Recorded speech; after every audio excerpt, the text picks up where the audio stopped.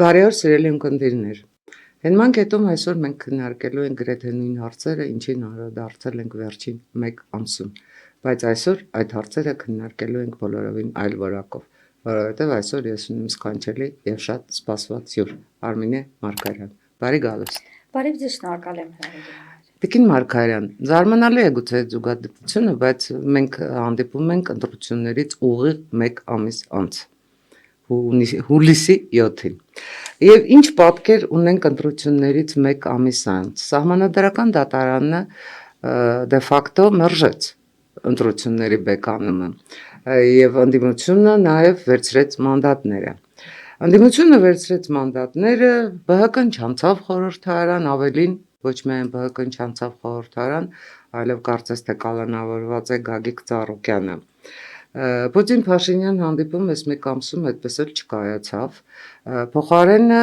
ոչ 2 մայրաքաղաքներում, այլ հեռավոր Եկատերինբուրգում կայացավ Փաշինյանի հանդիպումը Ռուսաստանի Դաշնության վարչապետի հետ։ Ու ամենայն դեպս ես չգիտեմ, ինֆորմացիան թերևս իմ ամբողջական չի, բայց Փաշինյան եւ Միշուստին հանդիպման ժամանակ չլուծվեցին այն հարցերը, որոնք ենթադրվում էր, որ պետք է լուծվեին։ Ամենայն դեպս Ռուսաստանի Դաշնությունը իր պայմանները, իր պահանջները կրկնեց եւ պատժամիջոցները, սահմանված պատժամիջոցները հանելու մասին ոնց որ թե խոսք չկա։ Եթե այս ամեն ինչը գումարում ենք եւ հավելում ենք, որ հուլիսի սկզբին 1 ամիս հետո մայիսից Երևանում էր Եվրահանձնաժողովի նախագահ Ուրսուլա ֆոն դեր Լայենը եւ Ուրսուլա ֆոն դեր Լայենի այցի ամբողջ իմաստային էր, որ Եվրամիությունը ձեզ հետ է, ձեր կողքին է։ Եվրամիությունը ամենայն դեպս ապահովելով Հայաստանի համար անվտանգությունը Ամերիկայի Միացյալ Նահանգների հետ համատեղ, հիմա էլ ապահովում է Հայաստանի Հանրապետության տնտեսական անվտանգությունը։ Մեզ ելք է տալիս այն բոլոր դռները, որոնք Ռուսաստանը փակում է, բացում է Եվրամիությունը։ Այս իրավիճակը ձեր գնահատականով ինչ հանգուցալուծում է ի վերջո ունենալու։ Հա, ու մեկ էլ չմոռանամ հարցնել, այդ առույցներն ինչ էին արել, որտեղ 8 տարի կարծես թե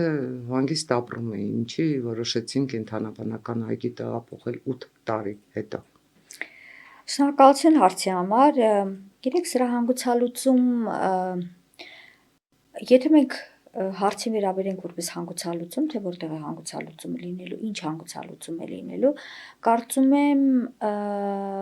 պետք է ավելի շատ նայենք հարցին որպես մեկնարկային կետ։ Ինչու մեկնարկային կետ, որովհետև Ռուսաստանի կողմից այդ պատժամիջոցները, որտեղ այլ կերպ դա հավանաբար չի կարելի անվանել, ոչ թե դրանք սահմանափակումներ են, այլ դե ֆակտո, այո, պատժամիջոցները մեր համար նոր դռներ են բացում։ Որովհետև եթե օրինակ այն գործողությունները, տարբերակված մոտեցումները, որ հիմա Եվրոպական միությունը ցուցաբերում է Հայաստանի նկատմամբ, եթե դրանք ժամանակի ընթացքում կարող են լինել 1 տարվա ընթացքում կամ 2 տարվա ընթացքում, դա շատ արագ տեղի ունեցան։ Այսինքն մի կողմից կարող ենք ասել, որ Ռուսաստանը իր քաղաքականությամբ թերի է հաշվարկել արդյունքը, շատ թերի է հաշվարկել։ Այսինքն իրենք ավելի շատ խաղադրույքը դրել են նրա վրա, որ այստեղ ռուսամետ քաղաքական ուժերը, բլոգերները, քաղաքական կարծիք կամ հասարակական կարծիք ձևավորողները մի կողմից են աշխատելու, զուգահեռաբար ինքը տնտեսական սահմանափակումներ է կիրարկելու, այսինքն մի կողմից հիբրիդն է աշխատելու, մյուս կողմից այդ ճնշումը նաև որոշակի դժգոհություն է առաջացնելու ներսում եւ ինքը ստանալու է իր ուզած իր ուզած արդյունքը։ Սա չաշխատեց, բայց ռուսների քաղաքականության մեջ մի հետաքրքիր բան կա, իրենք երբեք չեն ունենում երկրորդ պլան։ Երբեք։ Իրենց հաշվարկը անելու շատ վստահ են լինում, որ դա աշխատելու է։ Եվ չեն ունենում երկրորդը կամ երրորդ, եթե սա չաշխատի, ինչ ենք անելու մենք։ Հիմա այնպեսի տպավորություն է, որ իրենք չգիտեն ինչ են անելու, որովհետև ես գրեթե վստահ եմ, եթե ժամանակը հետ տրվեր, եթե իրենք իմանային, որ Եվրոպական միությունը այսքան արագ կարձականքեր, կբացեր իր դռները իր 450 միլիոնանոց շուկան մեր առաջ, հասկանում եք, չէ՞, սա ինչ է նշանակում։ Ինչքան է որ սա ժամանակավոր միջոց է, այս ժամանակավոր միջոցը մեր օգտին է ծառայելու։ Մենք շուկաներ ենք գտնելու, հա, մենք կարողանանք լոգիստիկա ենք փոխելու։ Այո, այսինքն սա նշանակում է, որ սա ճանապարհ է հարթելու առավել ինստիտուցիոնալ եւ երկարաժամկետ տնտեսական փոխգործակցության համար։ Եթե ռուսական կողմը գեթ 1 վայրկյան փորձեր մտածել երկրորդ պլանի մասին եւ դիտարկել այս տարբերակը, ես գրեթե բացառում եմ, որ իրենք կգնային տնտեսական սահմանափակումների ուղղությամբ։ Բայց քանի որ այնտեղ միշտ բռունցքն է աշխատում, Բայց իրենք այլ գործիք չունեն։ իրենք այլ գործիք չունեն, չեն էլ ուզում ունենալ, այստեղ խնդիրը դա է, որ ես միշտ ընդգծում եմ, որ ռուսներին մի բանում որևէ մեկը չի կարող հաղթել։ Որևէ մեկը, որևէ պետություն չի կարող ռուսներին հաղթել։ Դա գիտեք ինչն է, որ իրենք շատ պրոֆեսիոնալ կարողանում են իրենց դեմ տրամադրել ավանդաբար, պատմականորեն իրենց բարեկամ համարող ժողովուրդներին։ Այսպես, եթե մենք նայում ենք պոստսովետական տարածքը, եւ տեսնում ենք վրացիներին,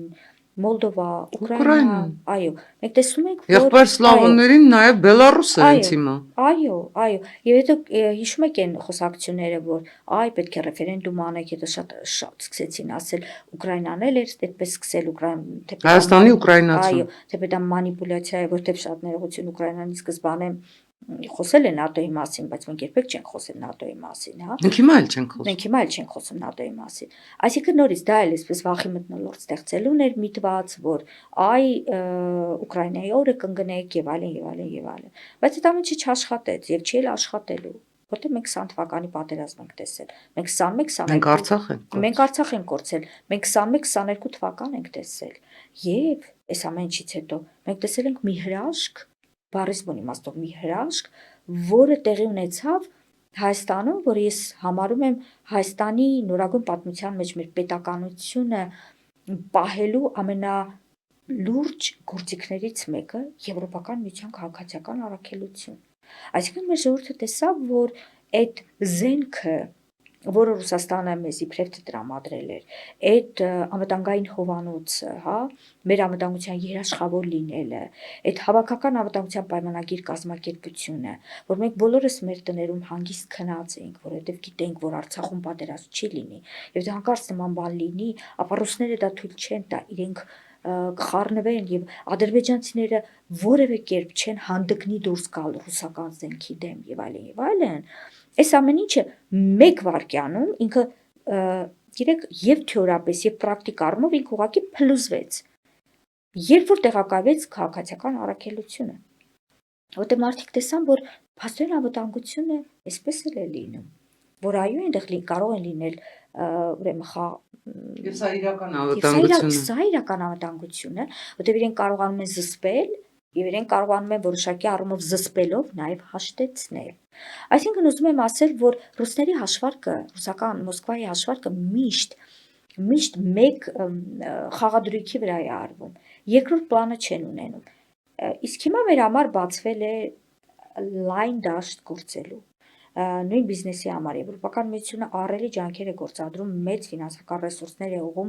այն ուղղությամբ, որպեսզի մեր բիզնեսը սովորի եվրոպական օրենքները, որպեսզի կարողանա նաև շուկաներ գտնել։ Սինգապուրի օրինակը, հա, որտեղ է Սինգապուրը, որտեղ է եվրոպական շուկան, չէ՞, բայց Եվրոպական միությունը կարողացել է մեզ օգնել այդ շուկան մոտ գործելու համար։ Իսկ սրանք գիտեք, այսքան արագ չէին կարող լինել, եթե չլիներ ռուսական շնորհակալություն ցարին։ Գիտեք, թերևս այս պարագայում շնորհակալություն չասենք, բայց այնուամենայնիվ, չգիտեմ, իրենք վերլուծում են իրենց սխալները, թե չէ։ Ես երբեմն կարծում եմ, որ իրենք նույնիսկ չեն վերլուծում, որովհետև թեպետ գիտեք, նա էլ է հասկանալի ինչի չեն վերլուծում, որովհետև վերլուծելու համար պետք է լինի ժողովրդավար։ Այսինքն դու պետք է ժողովրդավար ինստիտուտներ ունենաս, դու պետք է այլակարծիքություն հանդուրժես։ Այսինքն դու պետք է այնտեղ էլ լսել եւ այլն։ Եվ փորձես մի փոքր աշխարհին նայել ոչ միայն քո պատոհանից։ Մենք երկար ժամանակ աշխարհին նայել ենք մեր պատոհանից եւ դրա համար շատ ծանր գին ենք վճարել։ Մենք երկար ժամանակ ամբողջ աշխարհում ունեցել ենք, տեսել ենք, հասկացել ենք, տրվել ենք միայն մեկ պետության, մեզ համար այլ պետություններ եղել են։ Բացարձակ չեն եղել, մենք չենք էլ պատկերացել։ Մեր համար երկու պետություն է եղել՝ Ռուսաստան եւ Թուրքիա։ Եվ այդ գաղափարը, որ եթե չլինի Թուրքիայի թշնամի են, ռուսները բարեկամ։ Այո, որ եթե չլինեն ռուսները, ապա թուրքերը մեզ կուտեն։ Հետո պարզվեց, որ արյուտես իրականությունը լրիվ այլ է։ Հետևաբար ես կարծում եմ, որ այստեղ մեկնարկային կետ է։ Իհարկե նաև գիտեք, նույնիսկ ես սպանել է շատ տարօրինակ քաղաքագիտական առումով եւ միջազգային հարաբերությունների տրամաբանության առումով լավ չշնորհավորել իմաստը։ Մինչև երբ։ Լավ, հանդիպել վարչապետի հետ,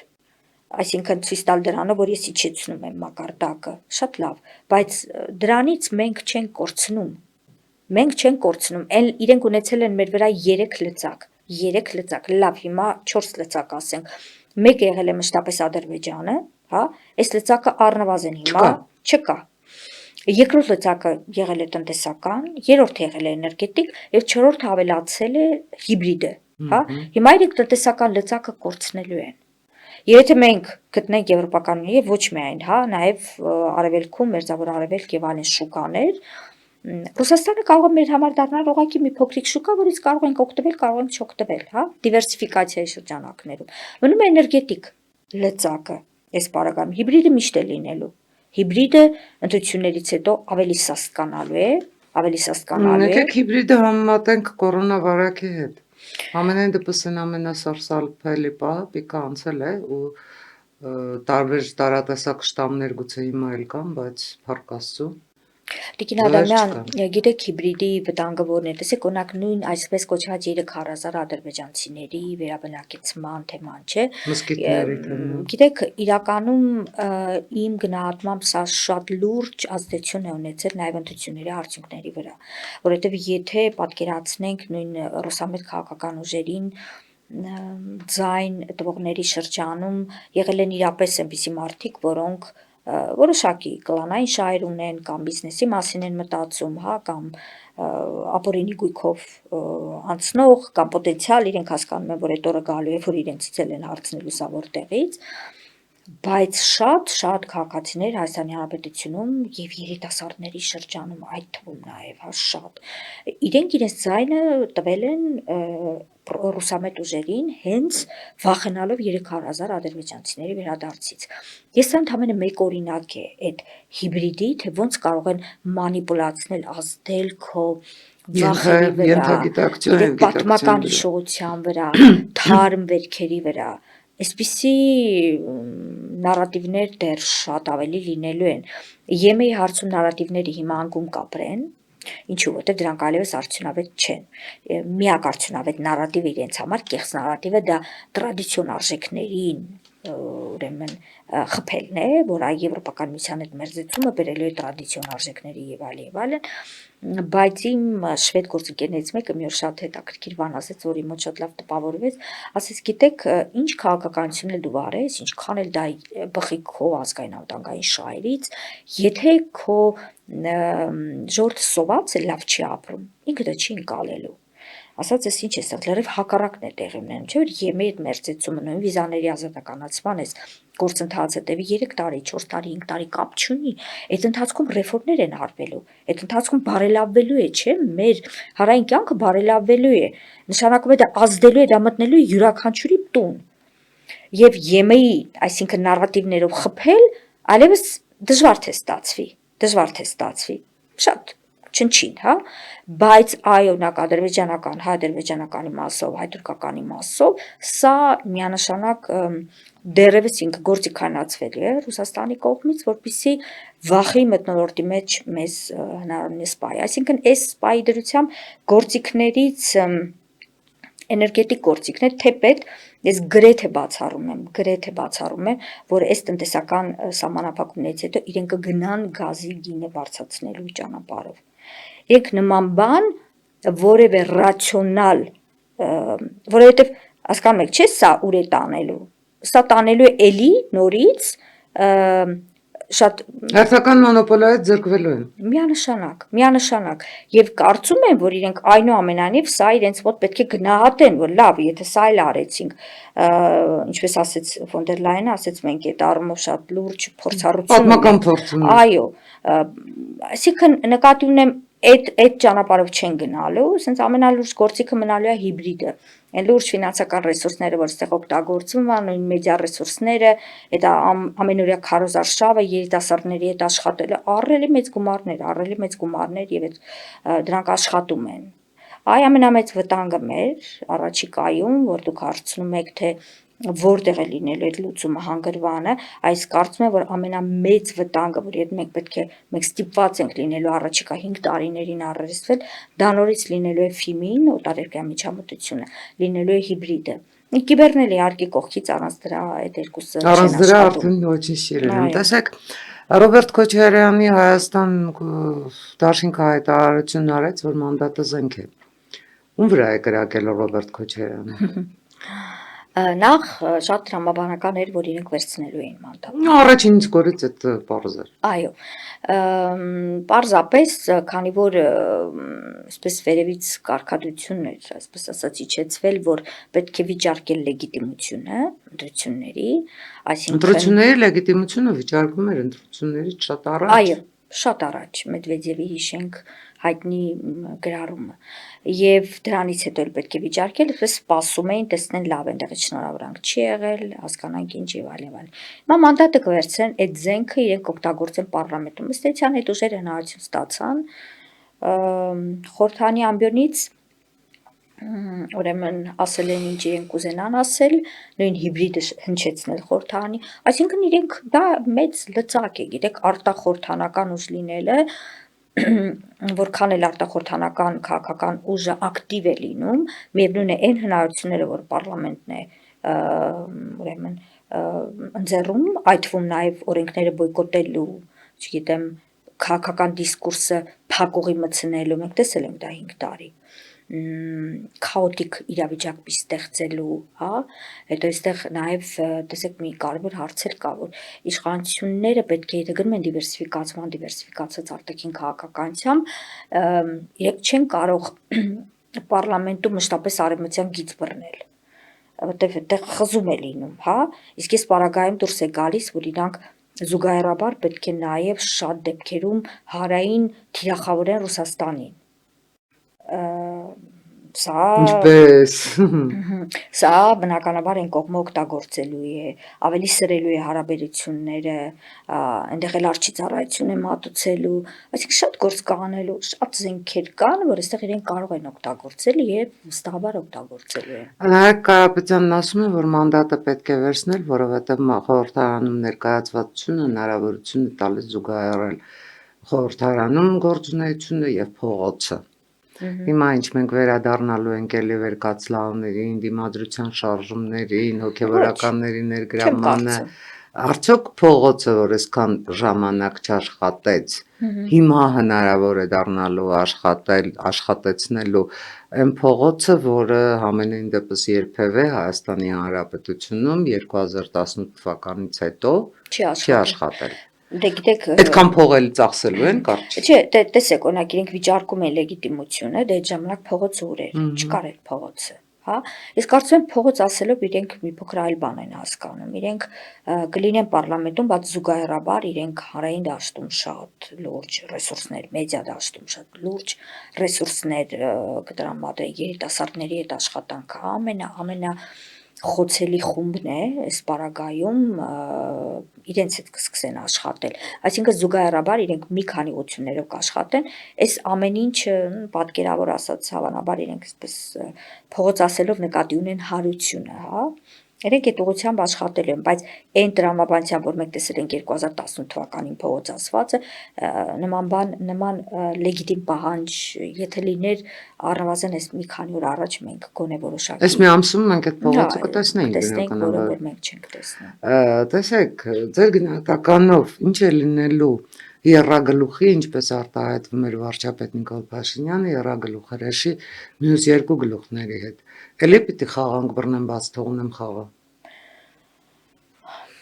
Սա թերևս ամենա այսպես ցավոտ հարցն է։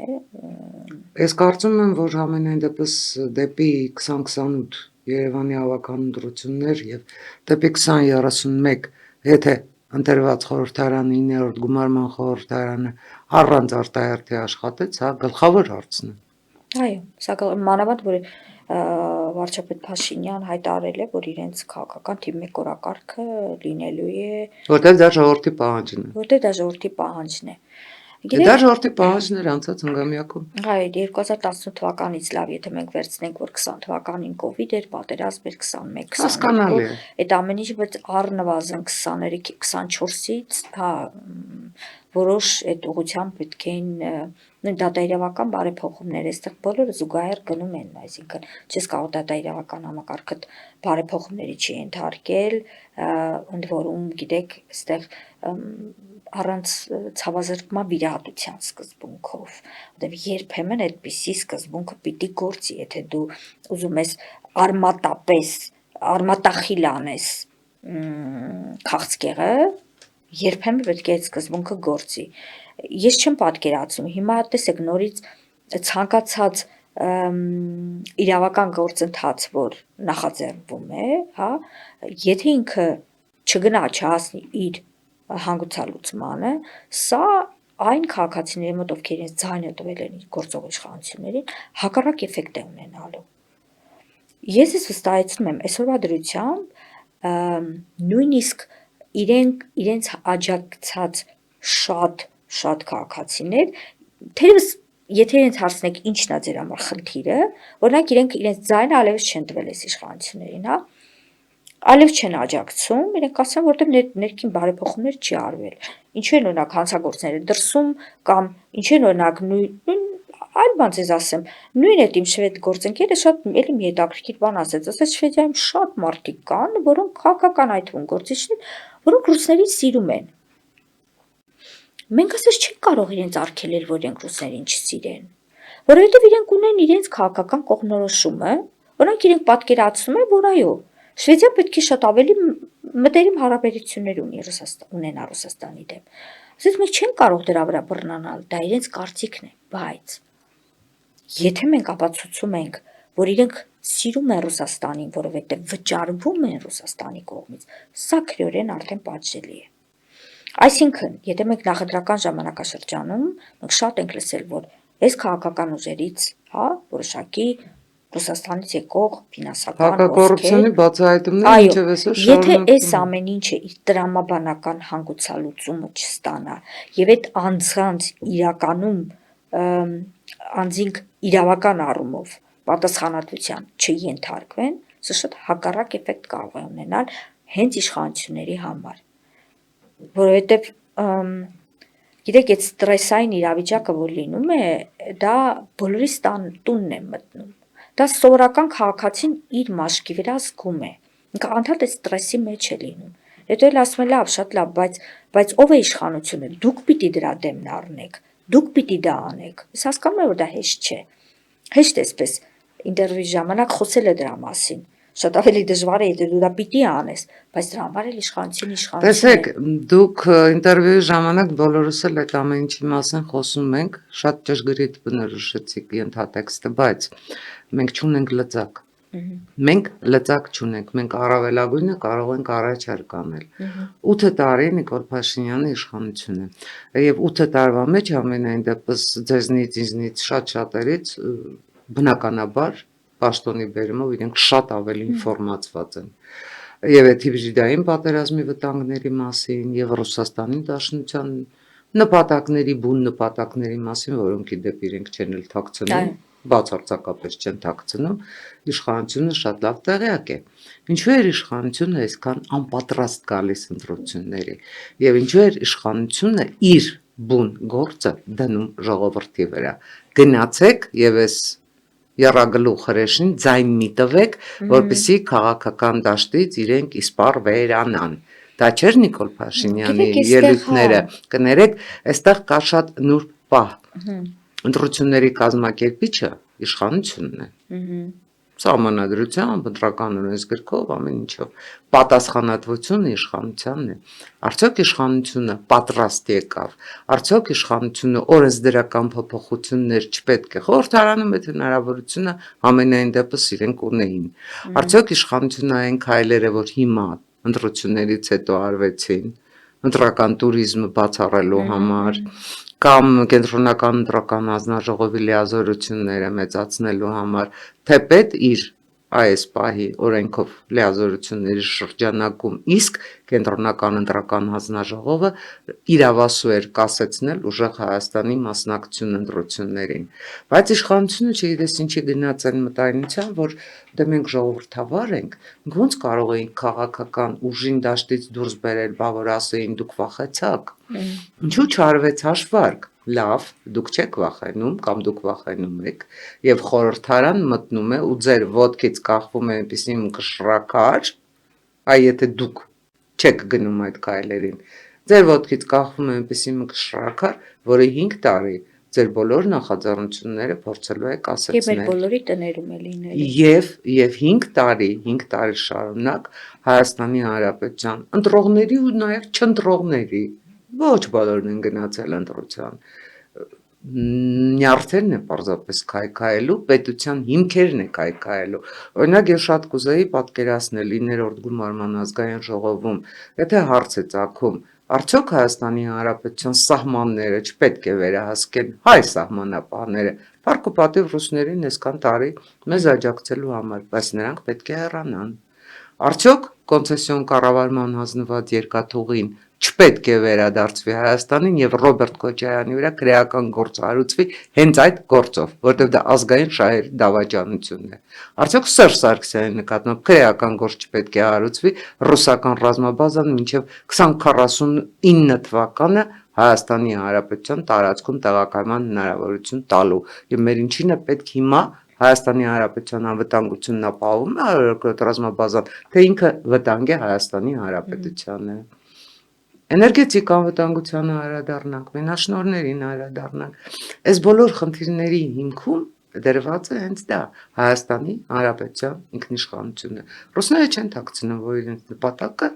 կարոզարշավին էլ հիշենք Ռոբերտ Քոչարյանի, Նարեկ Կարապետյանի, Սամվել Կարապետյանի ելույթները, տրիպը բացառելն է։ Իսկ տրիպը մեր անվտանգությունն է, տրիպը մեր զարգացումն է, տրիպը ընդհանրապես Հայաստանի Հանրապետության ներկան ու ապագան է։ Այս բոլոր խնդիրները իշխանությունը չուներ իր ներքին հաշվարկը, որ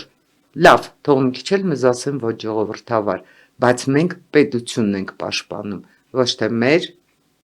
վերարտադրվելու իրավունքը։ Ես ունեմ տպավորություն, որ այնուամենայնիվ բոլոր իրենց իշխանությունը բոլոր իր գործողություններում հենց առաջին պլանում դնում է այն, որ ժողովրդավարությունից որևէ կես քայլ այս կողմ այն կողմ Բայց դա ժողովրդավարություն չի արդեն։ Իմ դիրքորոշումը դրան հետևյալն է, որ ժողովրդավարությունը պետք է պաշտպանել։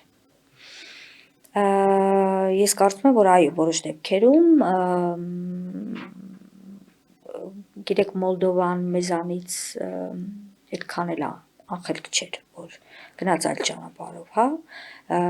բայց շատ հետաքրքիր է իդեպ, որ մեր մոտ էս իրավիճակը ինչ որ հիմա կա, այս տեսականորոշ, սպասողական եւ այլն, նույն էլ Մոլդովայում է, նրանց մոտ է նույն կարծես թե Վարչապետը վերջերս հրաժարական տվեց։ Հա, վերջերս մենք զրուցում էինք մոլդովացի գործընկերների հետ, այս դեպքերն էինք իրար պատմում, ու կարծես նույն երկրի մասին էինք խոսում այդ իրավիճակները։ Այնուամենայնիվ իշխանությունները, բայց միայն ժողովրդավարության հարցը չէ, այստեղ կարծում եմ նաև կար ինքնավստահության գործոնը, հա, որտեղ իշխանությունները կարծում եմ իրապես շատ վստահ էին, որ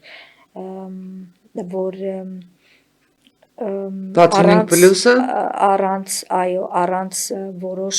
լեգիտիմ սահմանափակումների, իրավական սահմանափակումների էլ արդյունքի հնարավոր կլիներ հասնել։ Երեք սա միգուցե իրենց պատկերացում ճիշտ ճանապարհն է, բայց սա շատ դժվարին ճանապարհն է եւ նորից եմ ուզում ասել, որ հենց հանրապետության քաղաքացին, սովորական քաղաքացին,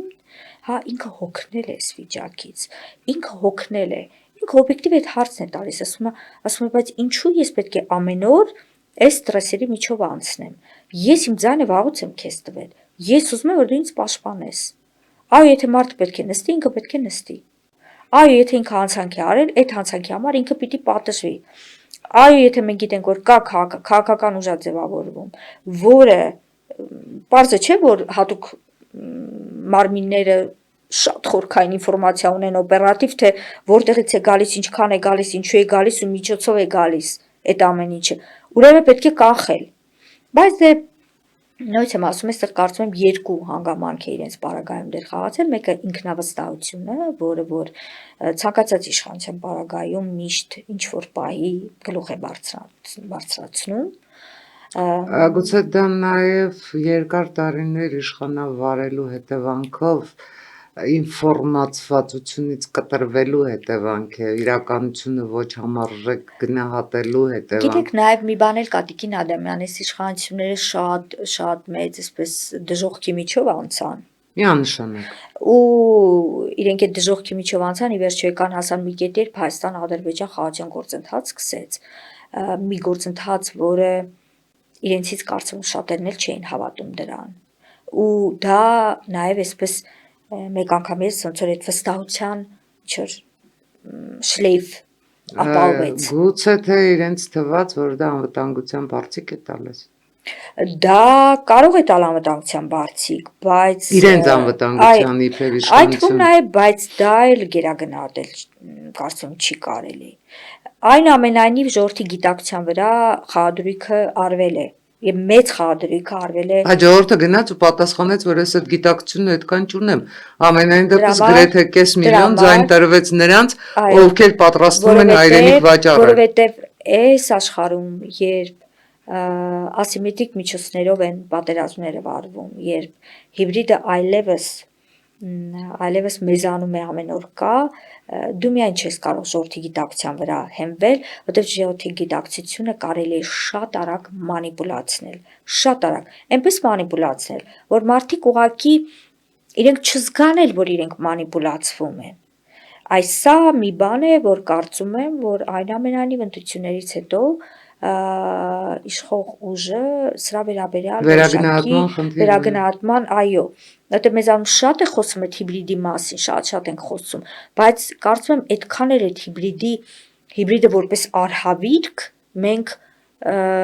շատ քչերն են գիտակցում, թե իրենց ինչ արհավիրք է ներկայացնում։ Ու գիտեք,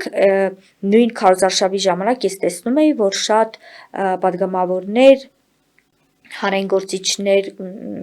քաղաքացիական պայմանագիր կուսակցության անդամներ, այդ թվում նաև հանրապետության վարչապետ իրենք առանձին ելույթներով հանդես էին գալիս,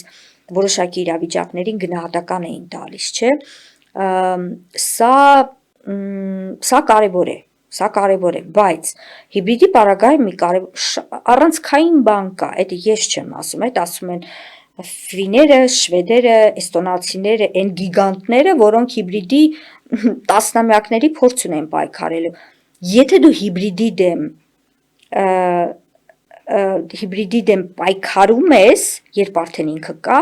ուրեմն դու պարտվում ես, որովհետև դու պիտի կանխարգել ես։ Դու պիտի առաջին հարվածը հասցնես։ Երկրորդ հարվածի պարագայում դու ուզես չուզես պարտվելու ես։ Այո, որովհետև նույն падգամավորին կարող է սիրել մեկը, մյուսը կարող է չսիրել։ Եվ այդ հիբրիդի ժամանակ, երբ դու արդեն հիբրիդի ես ենթարկվել, հա, այդ նարատիվային պատերազմը գնում է։ Падգամավորին նա կլսի եւ նա, ով իրեն սիրում է, եւ նա, ով իրեն չի սիրում։ Երկուսն էլ նույնին են մնալու, որտեղ իրենք արդեն ունեն իրենց կողմնորոշումը։ Հա, ընդ որում երկուսն էլ կարող է հիբրիդի ազդեցության տակ են, դա կապ չունի։ Այսինքն, այստեղ կարծում եմ շատ գիտական, մասնագիտական, փորձագիտական մոտեցումներ են պահանջում, հա, եւ պատահական չի, որ ես շատ նաեւ խոսում եմ համապարփակ անվտանգության համակարգի մասին, որտեղ համահասարակական, համակառավարական այդ մոտեցումը մեր պարագայում շատ կարևոր է, որ նման իրավիճակներում յուրաքանչյուրը հասարակության անդամ ունենա իր անելիքը։ Ինքը իմանա, թե ինչի դեմ է պայքարում, ինչպես է պայքարում եւ ինչու է պայքարում։ Դրա նախապես է պետք պատրաստվել։ Մինչև ճգնաժամն է պետք պատրաստել, ոչ թե ճգնաժամի ժամանակ։ Հա, ճգնաժամի ժամանակ այնուամենայնիվ մենք դիմակայունություն ցուցաբերեցինք։ Այնուամենայնիվ այդ դիմակայությունը ցուցաբերեցինք, որտեղ թե հաշվի առնենք այդ կոռուպցիան, այդքան եկած գումարը, հիբրիդը, այնուամենայնիվ մենք կարողացանք դիմակայել։ Եվ պետական ինստիտուտներն էլ որոշակի առումով այդ դիմակայությունը ցուցաբերեցին, բայց այդտեղ հարց է ծագում։ Եթե մենք առավել գրագետ պատրաստվեինք նախակրիզիսային ժամանակահատվածում, ապա միգուցե արդյունքը շատ ավելի լավը կարող է լինել։ Եվ մեր շատ քաղաքացիներ, որոնք մանիպուլացվել են, իրենք ուղղակի չմանիպուլացվեին, հա։ իրենք լինեին պետականության դաշտում։ Որտեւ հիմա իրենք վստահ են, որ իրենք պետականության դաշտում են։ Հասկանում եք որն է ցավը։ Այդ քաղաքացիները իրենք վստահ են, որ իրենք պետականության դաշտում են։ Բայց իրենք մանիպուլացված են։ Մինչև դու այդտեղից իրենց հանես, կարող է մինչև ես չկարողանալս էլ հանել, վերջ, որտեվ իրանց համար պետականության դաշտը այլևս դա է։ Տեսեք, հռոմեացի տիրակալները ապավինում էին հաց եւ զվարճանք շատ հայտնի համակարգին, բայց զվարճանքը իբրև զվարճանք աշխատում էր այն ժամանակ, երբ իրենք ապահովում էին հացը։ Հաց չլիներ, զվարճանքը դառնում էր արդեն ապստամբություն, քաղաքացիական պատերազմ։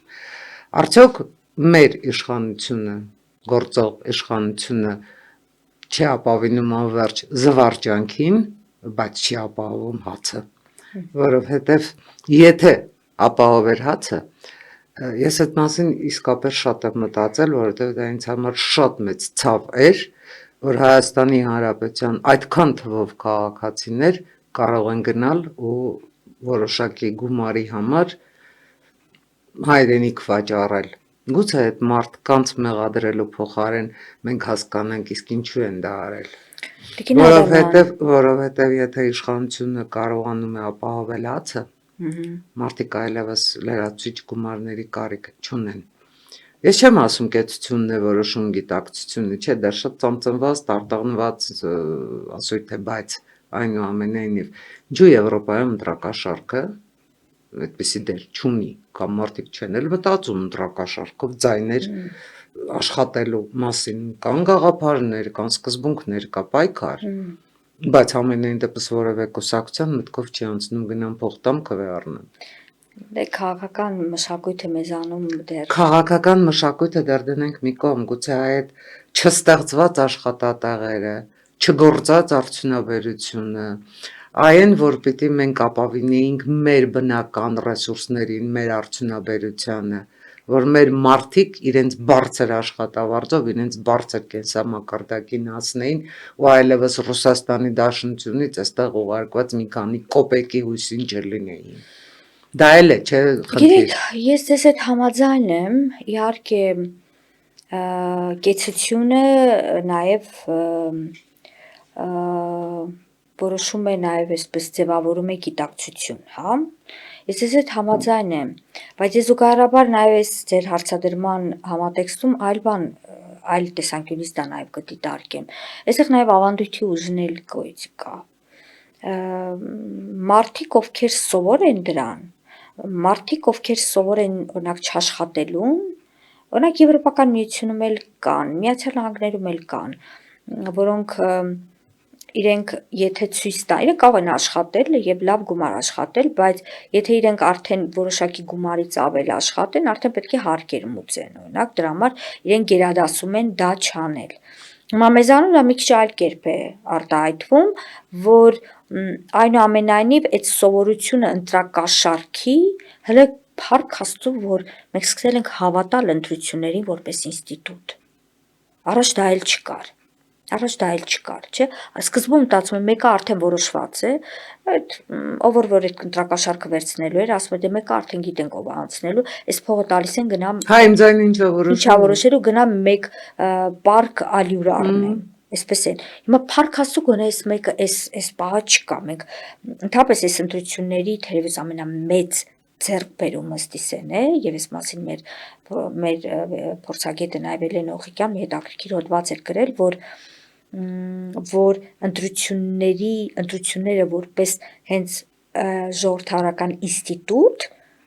այլևս վերջնականապես հաստատված են Հայաստանում, որտեղ դրա լեգիտիմությունը, հա, որևէ մեկը չի վիճարկվում, որ այ ընտրություններով է իշխանությունը ընտրվում, ոչ թե գումարով է ընտրվում։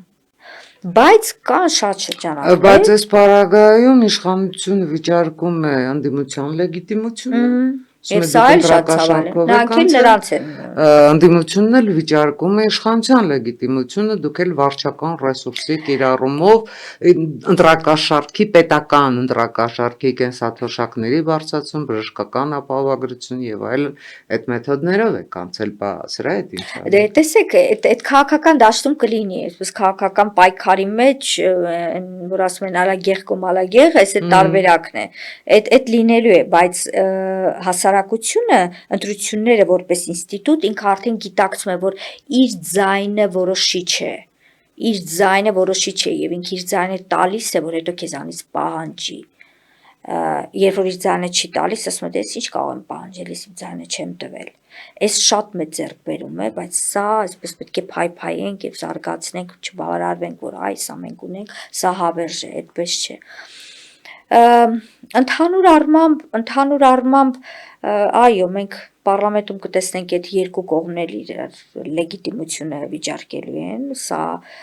ցավալի երևույթ է, բայց սրա հետ կապված էլ գիտեք, նույն կենսաթոշակները, չգիտեմ, ապարտատիր ապահովագրություն եւ այլն, հա, միգուցե եւ իշխանությունները կարող են այդ քայլերը առավել տեսանելի դարձնել, օրինակ 2 տարի առաջ, հա, միգուցե եւ տեսանելիության կոմպոնենտը շատ ավելի ինտուիցիաներին մոտ է արվում։ Ցցուն դարձավ։ Բայց սա էլ է քաղաքական պայքարում ընդունելի։ Մանավանդ դու իշխանություն ես, դու ես այդ լծակը, քո ձեռքն է իշխանությունը, դու այդ բարեփոխումը անում ես, չէ՞։ Այսինքն ձեր ձեռքը չի, իմ ձեռքը չի։ Իրենց ձեռքն է, իրենք այդ բարեփոխումը արել են եւ ուզում են օգտագործել իրենց օգտին։ Հա, այստեղ գիտեք, ոչ ազնիվ միջոց դա չէ դիտարկում, որտեղ իմ համար որպես Հայաստանի Հանրապետության քաղաքացի փաստ է, որ դա արվել է։ Կարևորը որ դա արվել է։ Ինչու օրինակ Եռագլուխը շատերը ովքեր եղել են իշխանության, իրենք դա չեն արել։